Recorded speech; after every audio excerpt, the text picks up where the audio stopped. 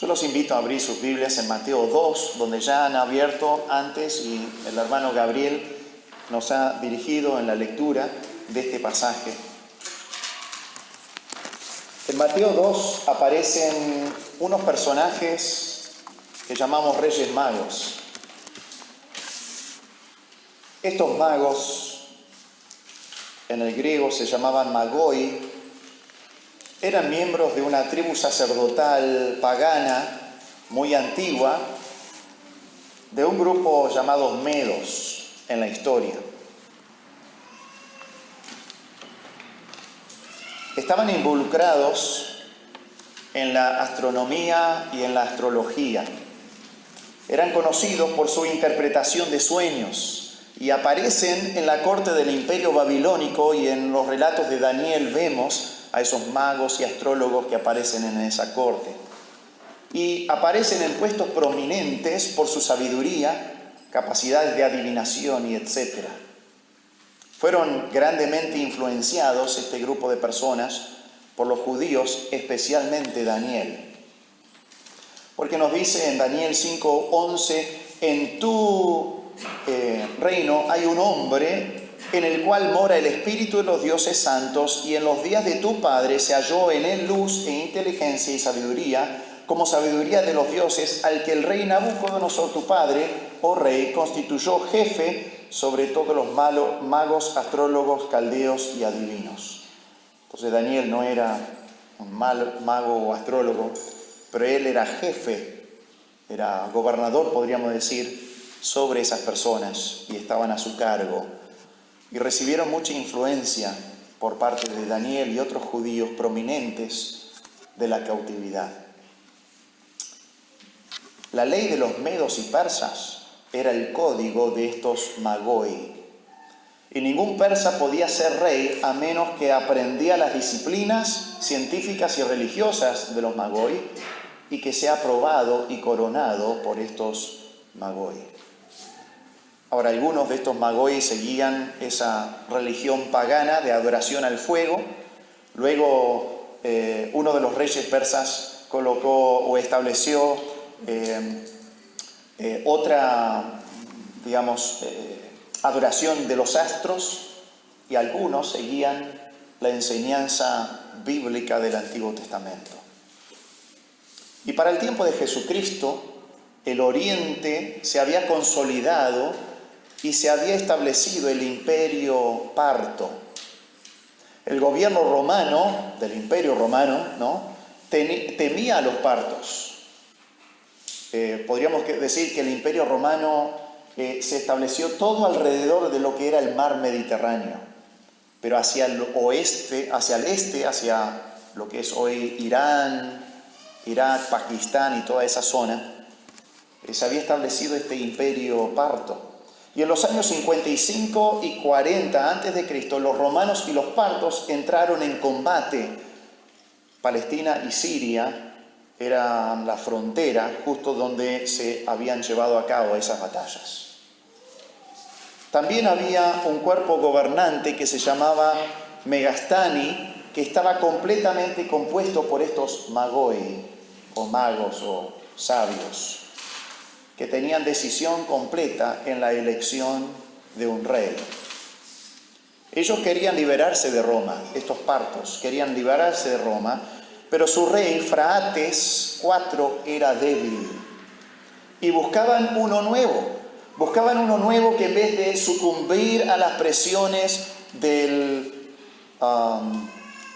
gobernador o el emperador romano, pueda darles libertad y volver a conquistar los terrenos perdidos a Roma. Y estos magoi cabalgaban sobre corceles persas, no sobre camellos, con toda pompa y escoltados por la caballería. Pero ¿qué hicieron estos magos en relación al nacimiento de Jesús? Estos magos que se aparecen ahí en Palestina, habiendo hecho un viaje largo, en la venida de Cristo, ¿qué hicieron? Y me gustaría ver en el pasaje de hoy esas acciones que hicieron los magos. ¿Cómo respondieron los magos a la venida de Cristo? Y quiero que tú y yo pensemos cómo respondemos nosotros a la venida de Cristo. A su primera venida y también a su próxima venida. ¿Cómo estamos respondiendo nosotros? ¿Cómo estamos viviendo nosotros a la luz de la encarnación? ¿Cómo estamos respondiendo nosotros a la luz de la crucifixión? Y también cómo estamos respondiendo nosotros a la luz de la pronta venida del Señor Jesucristo a buscar a su iglesia. Así que vamos a orar y pedir que el Señor nos guíe para comprender estas cosas. Padre Celestial, gracias te damos por esta porción de tu palabra que describe aquellas acciones de estos reyes magos que llamamos, que vinieron para adorar a Cristo cuando Él todavía era niño.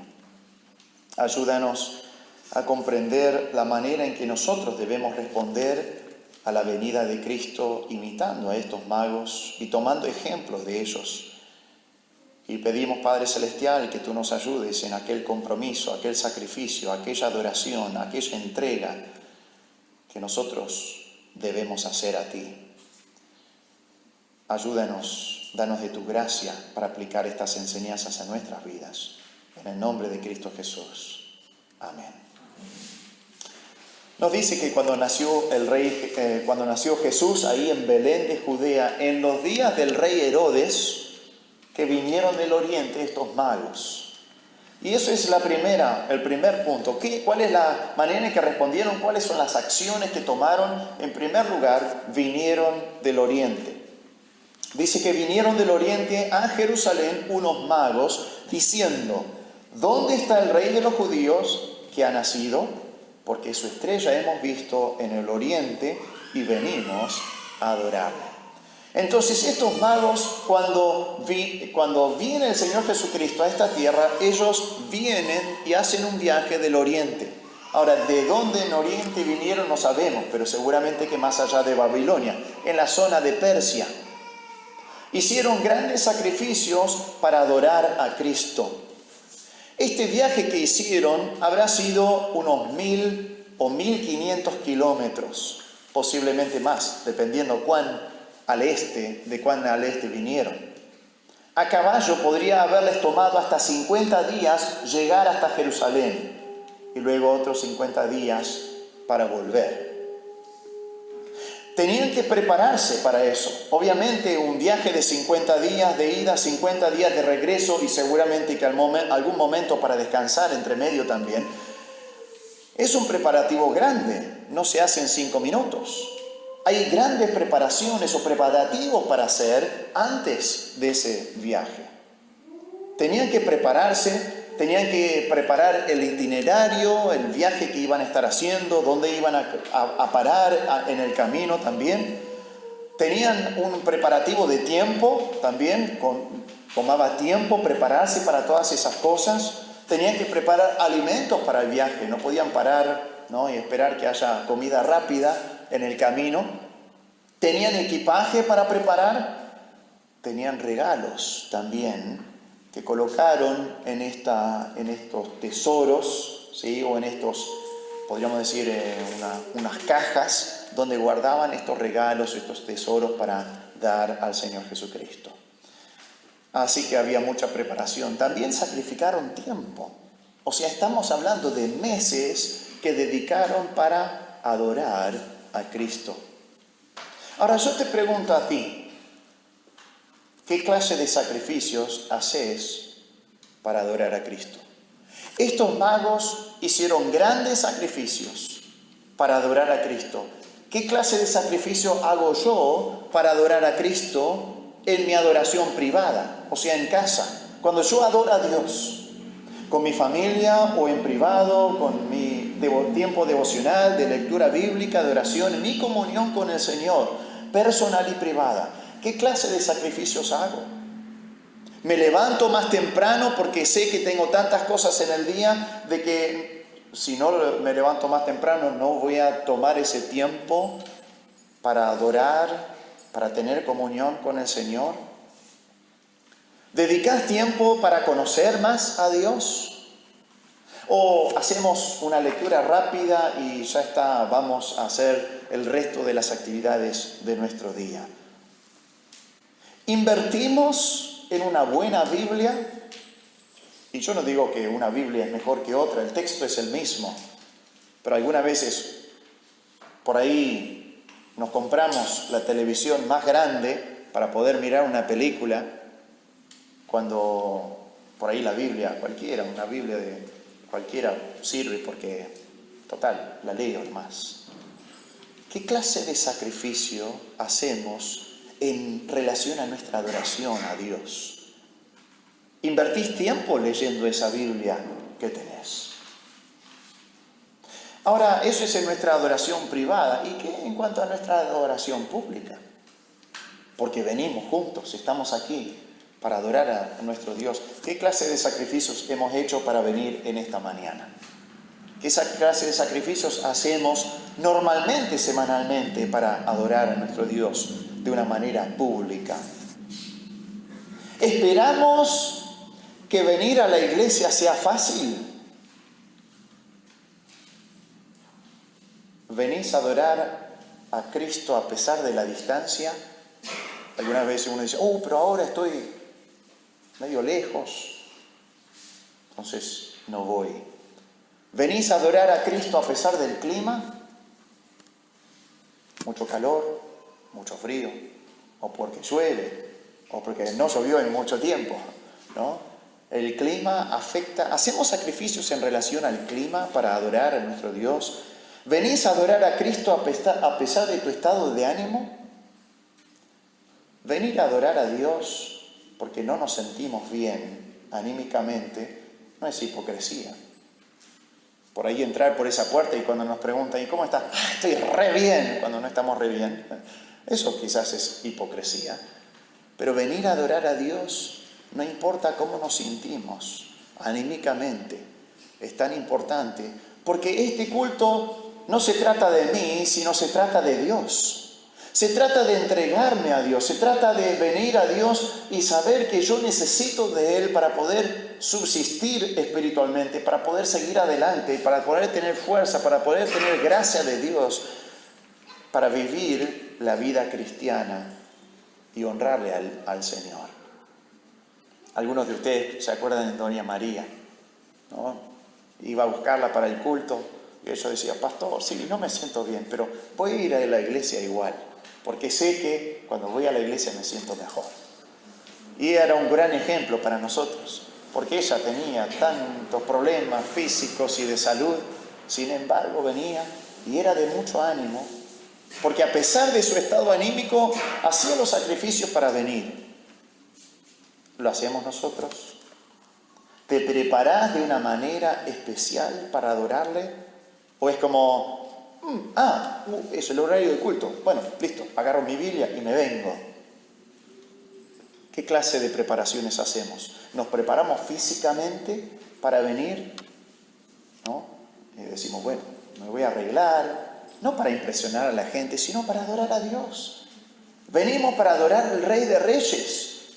No venimos para encontrarnos con un compañero de trabajo nomás, o con un amigo, o con la familia, sino lo hacemos para venir a adorar a Dios. ¿Nos preparamos mentalmente para venir? ¿Sí? Quizás si tenés una entrevista de trabajo, ya estás horas mentalmente preparándote para esa entrevista. Venimos para entrevistar, podríamos decir, para encontrarnos con Dios. Nos preparamos mentalmente, meditamos en Él, pensamos, preparamos nuestra mente para poder tener una situación de adoración genuina, significativa al Señor. ¿Nos preparamos espiritualmente? ¿Estamos preparando nuestro corazón en agradecimiento, en adoración, en entrega, en compromiso al Señor cuando venimos a adorarle?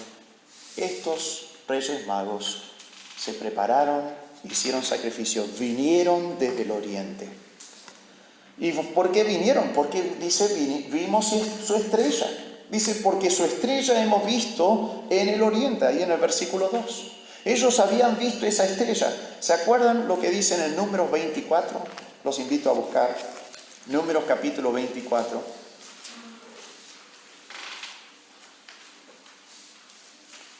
En Números 24 tenemos una profecía mesiánica hecha en tiempos de Moisés, pero no por Moisés,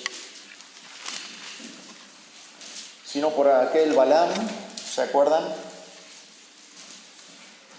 Que era un profeta mercenario, el que paga más, él hacía lo que le decían. Sin embargo, Dios lo utilizó. Dios utilizó a su burro para hablarle a él, y Dios utilizó a Balaam para dar ciertas profecías en cuanto al pueblo de Israel. Y en Números capítulo 24, versículo 17, dice así: lo veré, mas no ahora, lo miraré, mas no de cerca, saldrá estrella de Jacob, y se levantará cetro de Israel, y herirá a las sienes de Moab, y destruirá a todos los hijos de Set. Así que este gobernador militar, dice, saldrá estrella de Jacob y se levantará cetro de Israel. Un rey que se aparecerá con brillo, con resplandor, con gloria. No sabemos qué clase de estrella era esta, si era un cometa, si era una estrella en sí, o si era la gloria de Dios. Yo tiendo a pensar que quizás era la gloria de Dios. Estos reconocen esta estrella, pero ninguna otra persona habla acerca de esta estrella que hayan visto.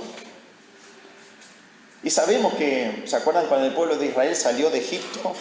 Aparecía como una nube de fuego alumbrando el camino del pueblo de Israel para poder cruzar el Mar Rojo. Sin embargo, delante del pueblo egipcio o el ejército egipcio era más como una nube de tinieblas que los cegaba y que los separaba para que en toda esa noche no se encuentren con el pueblo judío que estaba escapando, digamos, de esa esclavitud. Quizás era la gloria de Dios que de alguna manera estos reyes magos podían ver en el oriente, y vieron esto y conocían los escritos de Daniel, conocían los escritos del Antiguo Testamento, tenían alguna clase de influencia de los judíos durante el tiempo de la cautividad babilónica, y seguramente que conectaron una con la otra cosa y dijeron: esta es esta estrella que hemos estado esperando. Esta es la estrella, o esta es la manifestación de la gloria de aquel Mesías que iba a gobernar, iba a reinar al pueblo judío. Ahora, en el resto de las profecías del Antiguo Testamento nos damos cuenta que no solamente iba a gobernar sobre el pueblo judío, sino también sobre toda la tierra.